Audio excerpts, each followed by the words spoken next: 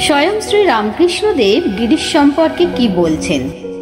ওগো, তোমার সংস্কার ছিল, তাই হচ্ছে। সময় না হলে হয় না। যখন রোগ ভালো হয়ে এলো, তখন কবিরাজ বললে, এই পাতাটি মরিচ দিয়ে বেটে খাও, তারপর রোগ ভালো হলো। তা মরিচ দিয়ে ঔষধ খেয়ে ভালো হলো না আপনি ভালো হলো, কে বলবে?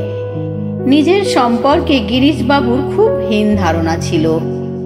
ঠাকুরের সঙ্গে পরিচয়ের প্রাথমিক পর্বে স্বীকার করছেন, আমি যে পাপী মহাশয়, আমি যেখানে বসতাম সে মাটি অশুদ্ধ।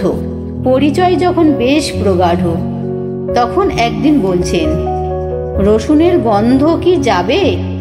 গিরিশ সম্পর্কে ঠাকুর একদিন বলেছিলেন, রসুন গোলা বাটি হাজার ধো, রসুনের গন্ধ কি একেবারে যায়? সেদিন গিরিশবাবুর খুব অভিমান হয়েছিল। ঠাকুর এইবার বললেন, যাবে। কিভাবে যাবে? ঠাকুর বলছেন, অত আগুন জ্বললে গন্ধ ফন্ধ পালিয়ে যায়।